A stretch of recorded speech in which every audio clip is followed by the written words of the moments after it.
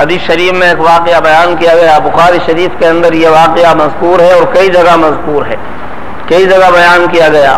3 آدمی چلے جا رہے ہیں، بارش ہو گئی، بارش سے بچنے کے لیے انہوں نے کوئی جگہ تلاش کی، پہاڑ کی کھو کے اندر، پہاڑ کے اندر ایک غار ان کو نظر آیا، انہوں نے سوچا کہ بھئی اس غار کے اندر پناہ لے لو، بارش سے بچ جائیں گے۔ چنانچہ وہ تینوں کے تینوں اس غار کے اندر پہنچ گئے۔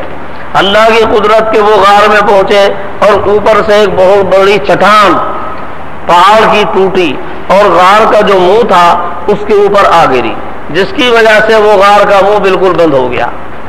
اب اس میں سے نکلنے کی کوئی شکل نہیں، نکلنے کی بھی کوئی شکل نہیں، اندر ہوا پہنچنے کی بھی کوئی شکل نہیں، ہوا بھی نہیں پہنچتی اندر، ہوا کیسے پہنچے؟ روشنی بھی نہیں، اندھیرے میں اور بغیر ہوا کے کیسے زندہ رہ سکتے ہیں؟ اور اگر وہاں رہے بھی تو بغیر کھائے پیے کیسے رہ سکتے ہیں؟ کتنے دن رہیں گے؟ اور نکلنے کی کوئی شکل نہیں۔ یہ تینوں اس کو دھکیل بھی نہیں سکتے، اور پھر وہاں ہاتھ بھی نہیں جاتا، اور ہاتھ بھی جائے تو تب بھی اس سے دھکیلنے کا کوئی سوال نہیں، وہ تو پہاڑ کی چٹان ہے پوری۔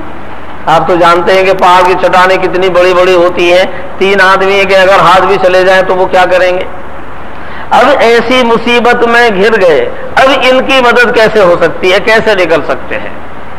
چونکہ اللہ تعالیٰ کے ساتھ تعلق تھا اور اللہ تعالیٰ پر یقین اور تقوی کی زندگی گزارنے والے ان تینوں نے سوچا کہ اب تو اللہ کی مدد کے بغیر نکلنے کی کوئی شکل نہیں، اللہ سے مانگو، اللہ سے یہاں سے نکلنے کی مدد مانگو۔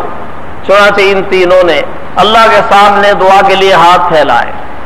دعا کرنے کے لیے کوئی عمل بھی تو چاہیے، کوئی ہمارا ایسا عمل کہ جو واقعی ہم نے اللہ کے لیے کیا ہو اور تقوی کے ساتھ کیا ہو، کوئی ایسا عمل تو ہونا چاہیے۔ چنانچہ تینوں نے اپنا اپنا عمل یاد کر کے اللہ کے سامنے ذکر کیا۔ ایک نے ذکر کیا، اللہ تعالیٰ تجھے معلوم ہے میں بکریاں چراتا تھا، شام کو بکریاں لے کر آتا، دودھ نکالتا، سب سے پہلے اپنے والدین کو دودھ پلاتا، اس کے بعد میں اپنے گھر والے بچوں کو پلاتا، اور گھر کے میرے بچے کتنا ہی اصرار کرتے لیکن والدین سے پہلے میں اپنے بچوں کو دودھ نہیں پلاتا تھا، چونکہ والدین کی تعظیم کا تو نے مجھے حکم دیا، اپنے والدین کی تعظیم کرو، ان کا احترام کرو۔ بوڑھے والدین پہلے میں ان کو دودھ پلاتا تھا پھر بچوں کو پلاتا تھا۔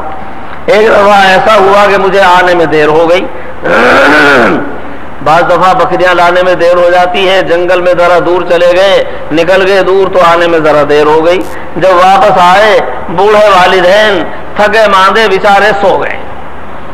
اب میں نے دودھ نکالا، دودھ نکال کے میں جو سراہنے پہنچا تو دونوں سوئے ہوئے ہیں۔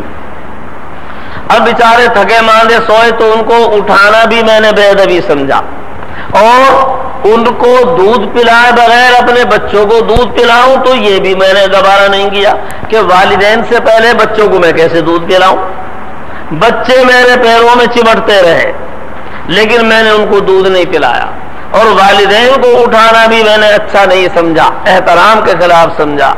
پیالہ لیے ہوئے سرانے کھڑا رہا، کب آنکھ کھلے اور میں فوراً دودھ پیش کر دوں، ایسا نہ ہو کہ آنکھ کھلے اور میں موجود نہ ہوں اور وہ بیچارے پھر بھوکے ماندے اسی طرح رہ جائیں۔ اس لیے پیالہ لیے ہوئے اسی طرح کھڑا رہا۔ صبح ہو گئی، فجر کا وقت ہو گیا، اذان ہو گئی، اب میرے والدین اٹھے، اب میں نے ان کو دودھ پلایا، اس کے بعد میں نے اپنے بچوں کو دودھ پلایا۔ یہ عمل ذکر کرنے کے بعد اب اللہ تعالیٰ سے دعا کی، اے پروردگار اگر میرا یہ عمل واقعی تیری رضا اور خوشنودی کے لیے ہے تو تو اس سے ہم کو نجات دے دے، اور اس کو کم سے کم پتھر کو اتنا تو ہٹا دے کہ ہوا آنے لگے، روشنی آ جائے۔ اس نے دعا مانگی، دوسروں نے آمین کہی، وہ پتھر وہاں چٹان اپنی جگہ سے سرکی، یہاں تک کہ روشنی آنے لگی، ہوا بھی آنے لگی، تو اب کچھ زندگی کے آثار بنے، کم سے کم زندہ تو رہ سکتے ہیں۔ اب دوسرے نے ہاتھ پھیلائے، دوسرے نے اللہ تعالیٰ سے دعا مانگی اور اپنا ایک عمل یاد کر کے اللہ کے سامنے پیش کیا، پروردگار تجھ کو معلوم ہے میری ایک چچا زاد بہن، میں اس کے اوپر عاشق اور انتہائی میں اس سے محبت کرتا، بہت زیادہ مجھے محبت، جیسے مرد عورت کو چاہتا ہے میں اس طرح چاہتا، اس سے زیادہ چاہتا، اور میں نے اس سے کہا اپنی خواہش پوری کرنے کے لیے، تو اس نے مجھ سے کہا کہ تو 100 دینار جمع کر کے لا اور 100 دینار مجھ کو دے گا تو پھر میں تیری ضرورت پوری کر دوں گی۔ میں نے کوشش کی، محنت مزدوری کی، 100 دینار میں نے جمع کر لیے۔ 100 دینار جمع کرنے کے بعد اب میں لے کر گیا، لڑکی کو جا کر دیے اور کہا کہ دیکھ اب تو میں نے تیرا جو مقصد تھا اور تیرا جو مطالبہ تھا میں نے پورا کر دیا، لہذا اب میری ضرورت اور میرے مقصد کو پورا کر۔ اس نے اپنے اوپر قابو دینے کے لیے وہ تیار ہو گئی، کپڑے اتار لیے۔ کپڑے اتارنے کے بعد میں برا کام کرنے کے لیے بالکل آمادہ ہو گیا۔ ایسی حالت کے اندر وہ لڑکی کہنے لگی اللہ سے ڈر، اتق اللہ، اللہ سے ڈر۔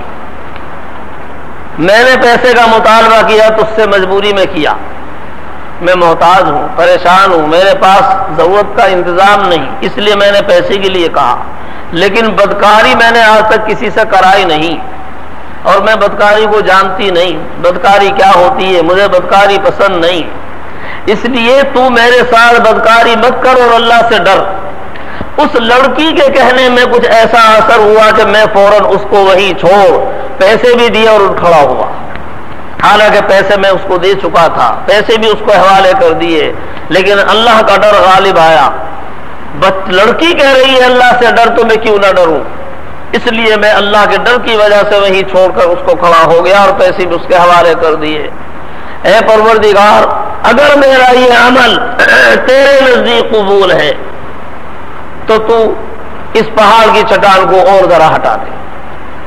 اس نے دعا مانگی، وہ پہاڑ کی چٹان اور ہٹ گئی۔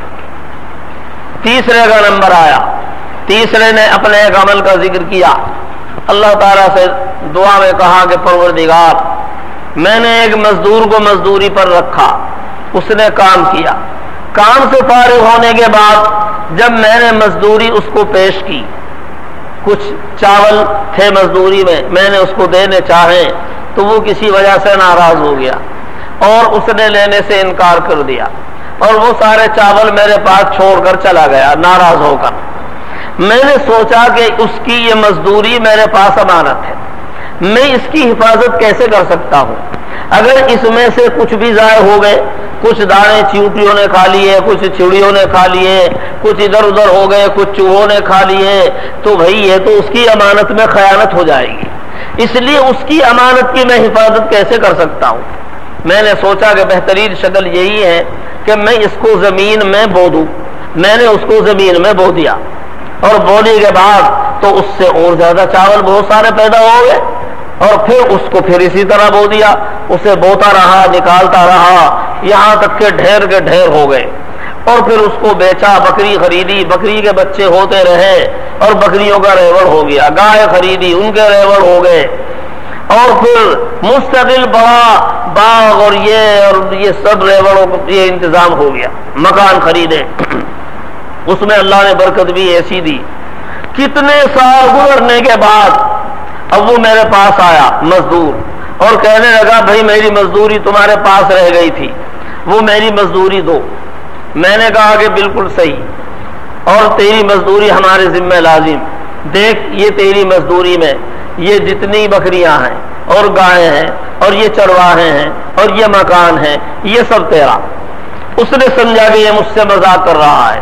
میں نے اس نے کہا کہ بھائی تو مذاق مت کر، میں نے مذاق کے لیے نہیں کہا ہے، میری جو مزدوری ہے میری مزدوری دے، مجھے یہ سب نہیں چاہیے، میری مزدوری دے۔ میں نے پھر اب اس کو صورتحال بتائی، یہ سب تیرا ہی ہے اور وہی تیرا جو مزدوری کا تھا وہی میں نے زمین میں بویا اور وہ بڑھاتے بڑھاتے اتنا بڑھ گیا، اس لیے سب تیرا ہے اور تو اس سب کو لے کر چلا جا۔ وہ سب اس کو سنبھالا اور سب کو لے کر چل دیا اور میں دیکھتا رہا اور وہ سب کو لے کر چلا گیا۔ پروردگار اگر میرا یہ عمل تیرے یہاں مقبول ہے تو اس سے تو ہم کو نجات دے دے۔